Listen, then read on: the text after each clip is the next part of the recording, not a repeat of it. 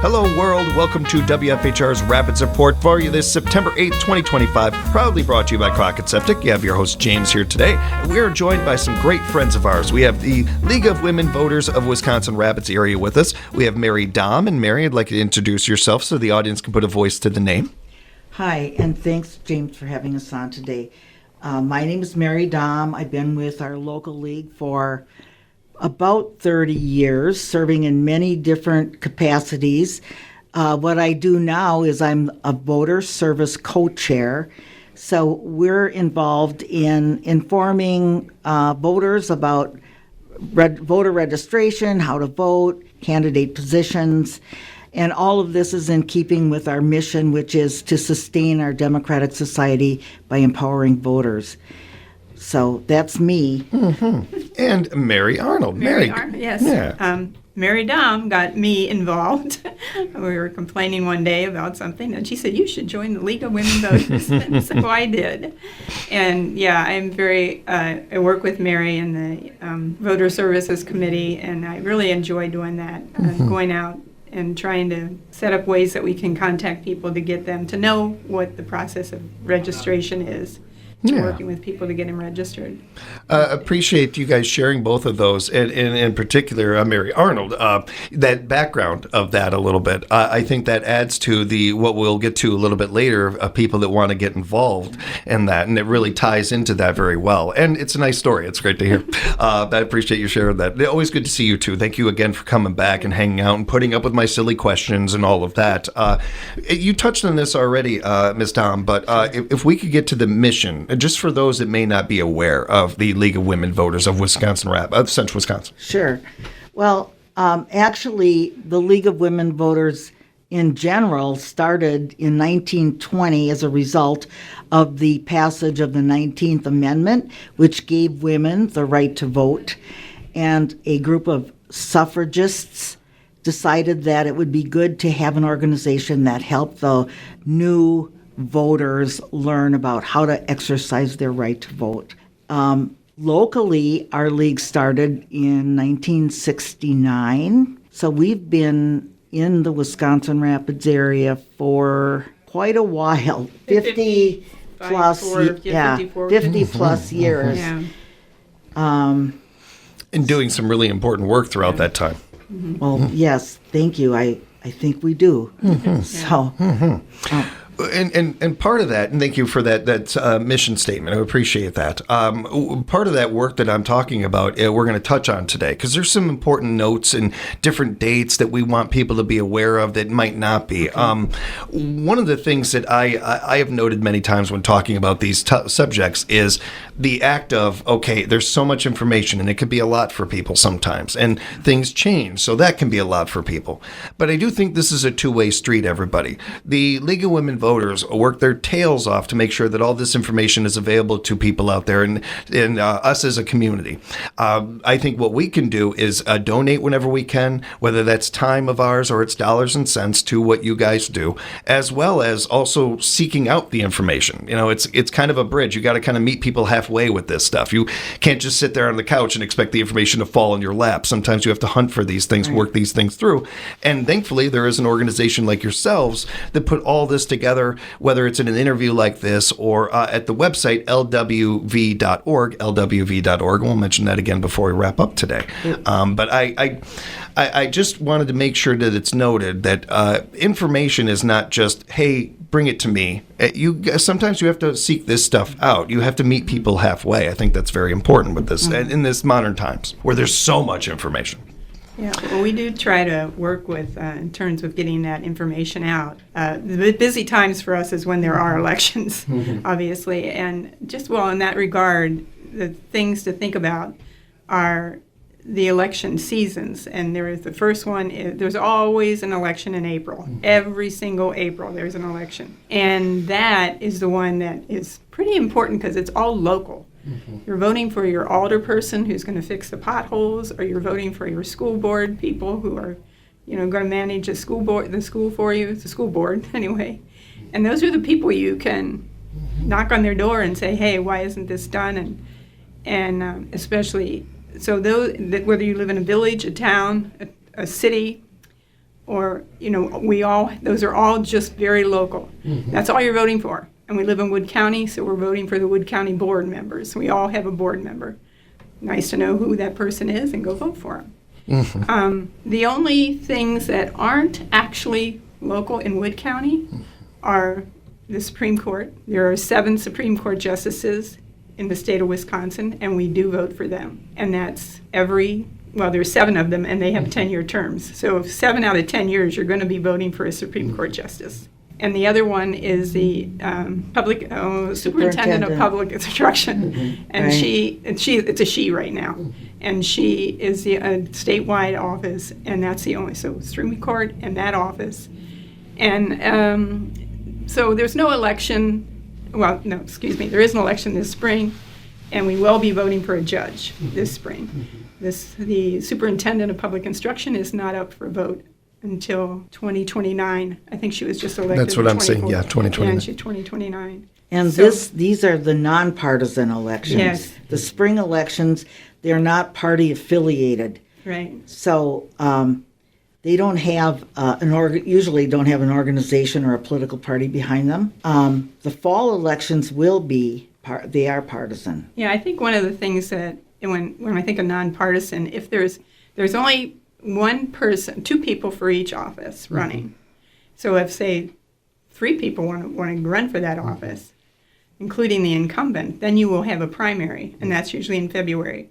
And that's when it's really noticing that it's nonpartisan, because it's not Democratic and Republican primaries. yeah. It's just a primary, and everybody's on that primary ballot. So that's a little different. Yes, yeah, very good note there. Really, all great notes from both of you. And one thing that I'm reminded of whenever you guys join us and everything, and I really do appreciate the time. I love when there's somebody who can explain something complex and make it so even I can understand. You're very good at this, both of you. I think that with this topic, that's what we run into more times than not. Is it's not so much that people don't want to know. It's just that they might keep confused, or there might be these kind of gray areas here. Saying something like we always have elections in April or something along these lines really helps people remember this stuff and hopefully stay engaged with some it. of these April elections can get pretty contentious, and you think there are partisan. Well, there's going to be a mayoral Yeah. in Rapids and Nakusa this year. So the local people in those communities, I think, should be engaged in learning about the candidates. Yeah, Agreed. and you really only need to know, it sounds like, I'm talking about all these different things. You really only need to know if you live in a town. And if so for me, I live in a town, so I need to know about my town board, and I need to know about who's my county board representative and who I'm going to vote for the state Supreme Court this year. I mean, I'm not having a lot of things. I don't have to know about who the mayor is and who the alderperson is. But if you live in Wisconsin Rapids, you can do. look up what's on your ballot. And there's a it's myvote.wi.gov. Yeah, nailed And that it. will tell you who's on your ballot, who you need to vote for. It's a wonderful website. Yeah, Encourage it you to is. bookmark it if you haven't done so already. It's also a great way to make sure that you're registered to vote or find out if you are, or finding out where your voting booth is, especially if you're in a new town or something along those lines. Yeah. When it comes to these details in the notes that you guys have shared with us already, are there others that you think people should know about, be aware of, any other dates or any other information that you want to make sure we touch on in particular? I'll tell you, the April election is always the first Tuesday in April. If there's primaries, you got to kind of look that up and see if they're going on. The fall election, those are the big partisan elections. And so in order to get on the ballot there, you're joining a political party, and the Democrats will have their primaries and the Republicans will have their primaries. And that election, now this is a tricky thing. It's the first Tuesday after the first Monday in November. Well, and the primary is August 11, I Yeah, believe. yeah, August, when people are on On vacation. vacation. Yeah. So But anyway, I so there'll never be, if the first Tuesday in November is November 1st, there will be no election on that day because the day before was still October. Right. So the first election will not be any earlier than November 2nd or later than November 8th, I guess. It can seem, I imagine to some, a little confusing at times, but I Yeah. think once you get it, it Yeah. sticks. Yeah, It's a right, little bit like right. that. And you just need to look it up too. So Yes. just the election data. And again, I don't that- know why they did that. I have no I'm not sure either, but I also think that that to your point of looking it up, this is Yeah. part of what democracy is about, and Yeah. keeping democracy alive and healthy is sometimes we have to work for it. I think many people out there have heard plenty of stories of people in third world countries that do walk thousands and thousands of miles just to cast a vote. Oh, yeah. We are so fortunate in this country with so many of those things. I think that it's important for us to put in some work sometimes for this. It doesn't hurt you, and it makes you, feel a little bit better. I think sometimes And I- hunting these information down. And if you vote or even take part in, voting, you realize that it's a very safe process. Mm-hmm. There is, the idea that it's rigged or whatever is not true. And I think Yeah, you see that yeah. when you're voting all the time. Just on what's happening in the fall elections, it will, not a presidential election this year, and no senators from Wisconsin will be running either. It's good to know. But there will be, locally, the sheriff is a partisan position, and he's on in the fall. And then our clerk of courts and our coroner and our Go treasurer. figure. I know. Yeah. They're on the ballot, yeah. Democratic corner or Republican corner. Yeah. Yeah, district attorney, register of deeds, and treasurer are in the presidential year. So, but you will all vote for an assembly person for your state. They run every 2 years, so whoever your assembly person is, you will vote for them, and you will vote for a senator. We have 2 Senate districts in our area, and one is during the presidential election year, and one is in this time around. 2026. But that's mostly northern. I mean, most of the people right around Wisconsin Rapids are in Senate District 24. Just a little bit of us, like myself, is in Senate District 29. A little outside and Yeah, the map gets very Past the- complicated. Yeah. Again, why that website, myvotewi.com, Yeah. .org is such an important one, and certainly your own website. yeah, isn't and it? like you don't have to remember that. You just have to look at myvote.com Right. and Yeah. know who you're voting for. Yeah. I also appreciate when you're talking about simplifying this a bit for people, the idea that, there's these other elections going on, but they don't really, affect you, Right, looking at the right. ones that just affect you. I grew up in a very political family, and we're from Chicago. I can't help still paying attention to Chicago politics. It doesn't affect me. It doesn't affect me one bit. I don't need to look it up. But if it's interesting to you, that's fine. But don't, necessarily overwhelm yourself with some of this Right, stuff. I right. think that's where a lot of people can be kind of dismayed sometimes from this. And I think it's very important to bring up while we're talking about this that we see more of people voting for American Idol sometimes than we do in some of these elections. And we need you involved. We want every single person that can hear this involved and out there and informed and voting. Right. To that point, are there some other dates or information that you wanted to make sure we touch on before we let you go? Because I know that there's a couple things I wanted to bring up with both of you, and in particular.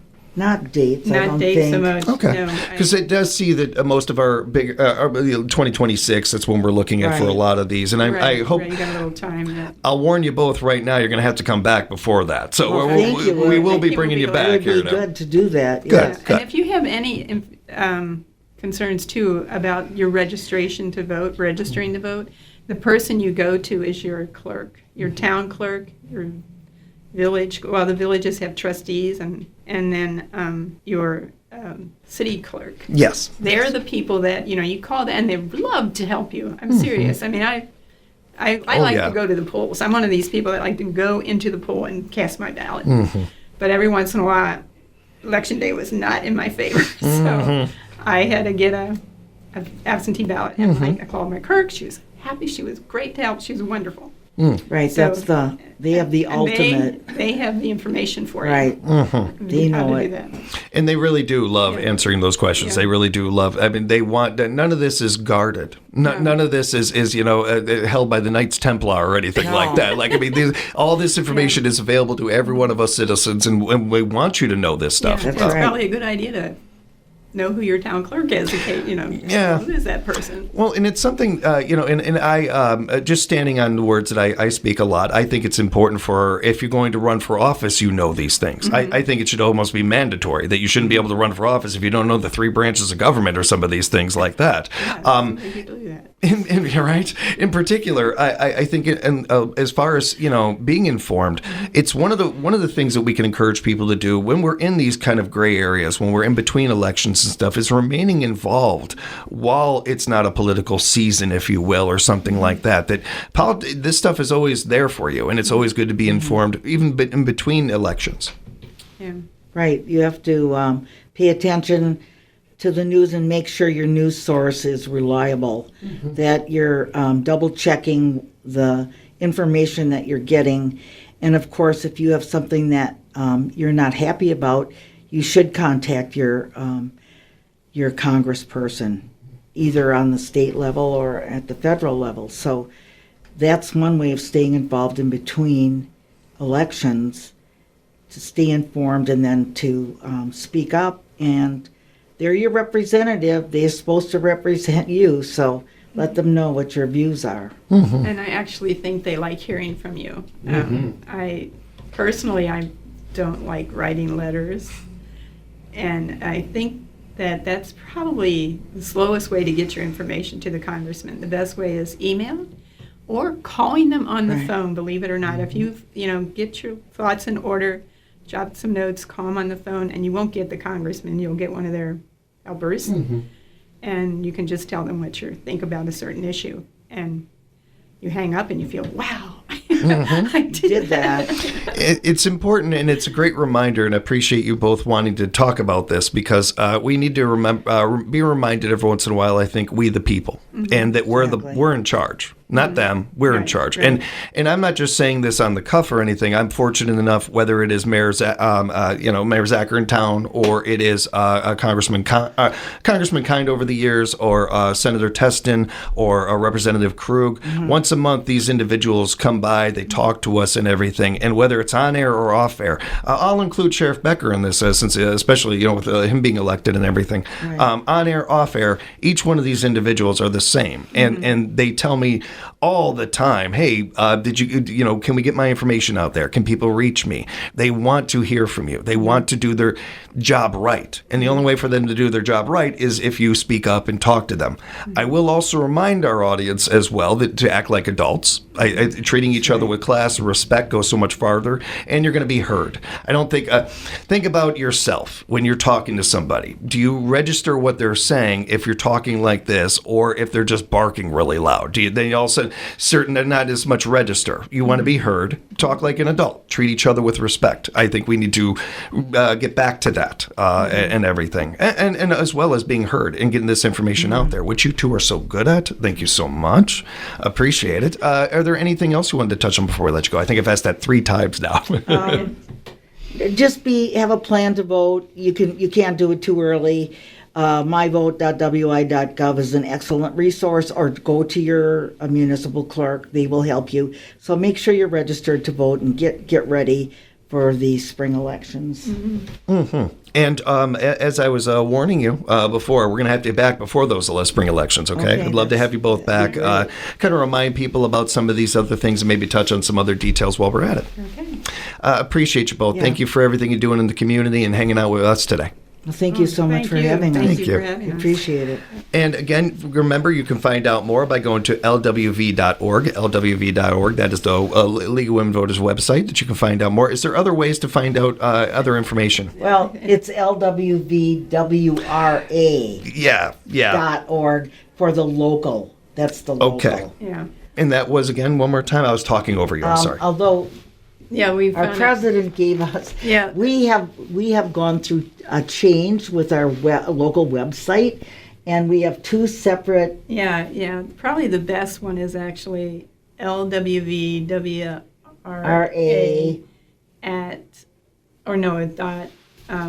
WordPress.com. Do you have that for sure? No, I don't. VWRA.org will get you to our local website. It will get you there, but there's another one. Just Google If you do go, I will say this: I threw it into my Google machine and it popped right up. So if you do throw it in there, it should pop up right is away. LWVWRA. You can also do LWVWI, and then you get the state .org get the state level. And then you And- get back to or- us through them. And of course, if you have any trouble with any of that, reach out to us here at the station. We'll make sure to put you in contact with the Yeah, ladies. thank you. Thank you. And thank you both for the time. We'll talk again real soon. Okay. All right, thank you. A big thank you to Crockett Septic and all of you for joining us for another edition of WFHR's Rapids Report.